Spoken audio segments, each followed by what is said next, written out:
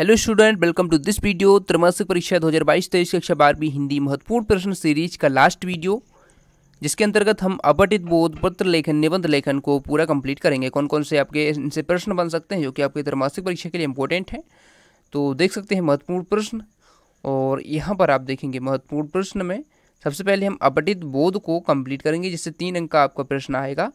देखिए, अपठित बोध में आपको बता दूं, जो है अपठित बोध से 3 अंक का जो प्रश्न बनना है वो आपसे या तो आपसे अपठित गद्यांश पूछेंगे या अपठित काव्यांश पूछेंगे, या ऐसा पूछ सकते हैं अपठित गद्यांश दे दें और उसके अथवा में अपठित काव्यांश दे दें। ठीक है, रहेगा 3 अंक का ही।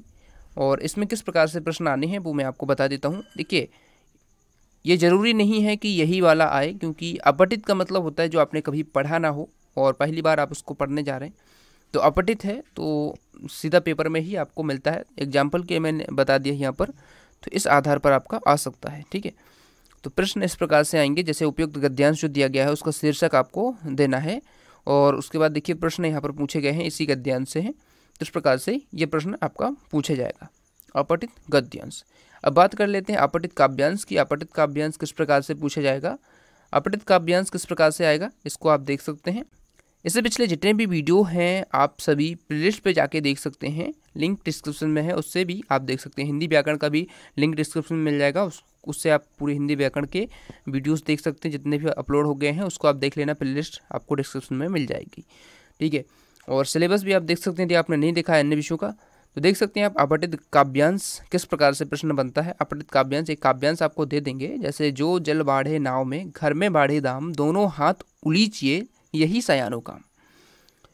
तो इस प्रकार से काव्यांश आपको दिया जाता है और इसके आधार पर प्रश्न आपको दिए जाते हैं। देखिए, आप देख सकते हैं, जैसे प्रश्न आपका आया है, नाव में पानी बढ़ने पर क्या करना चाहिए, घर में संपत्ति बढ़ने पर क्या बुद्धिमानी है, उपयुक्त पंक्तियों का भावार्थ स्पष्ट कीजिए। इस प्रकार से प्रश्न होंगे और अपठित काव्यांश आपके हो सकता है बुक से आ जाए या पर कहीं और से भी प्रश्न पूछा जाए। अब देखिए, अपठित बोध आपका कंप्लीट हुआ। अब हम देखते हैं पत्र लेखन, जो कि 4 अंक का प्रश्न आना है आपका। अपठित बोध के बाद पत्र लेखन भी इम्पोर्टेंट इसलिए है क्योंकि पत्र लेखन आपका 4 अंक का है, तो 4 अंक आपके कंप्लीट होते हैं। और पत्र लेखन भी 2 प्रकार से हो सकता है, औपचारिक पत्र और अनौपचारिक पत्र।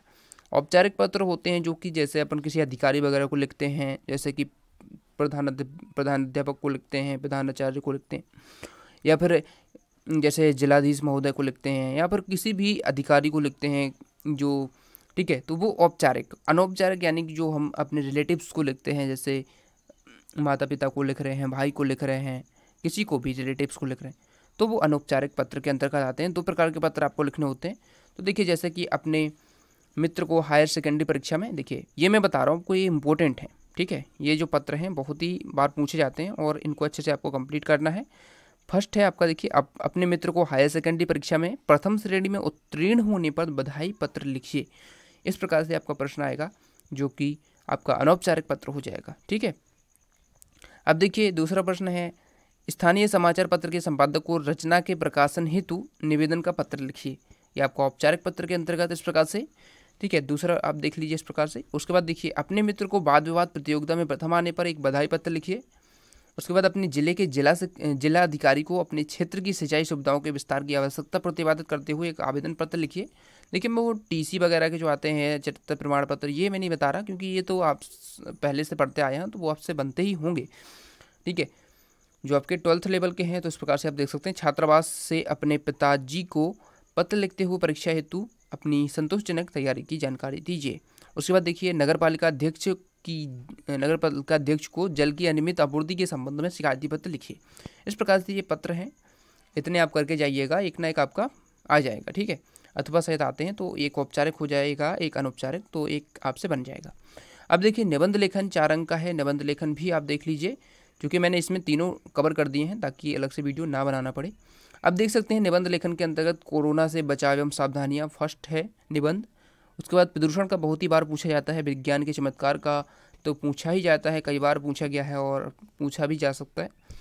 नारी शिक्षा का महत्व भी बहुत ही इंपॉर्टेंट है, साहित्य और समाज।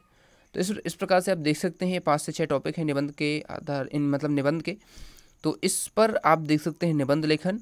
और निबंध लेखन एक ना एक आपका इसी में से आ जाएगा। आप जैसे कंप्लीट पहले से भी आपको होगा, कुछ ना कुछ तो याद होगा ही।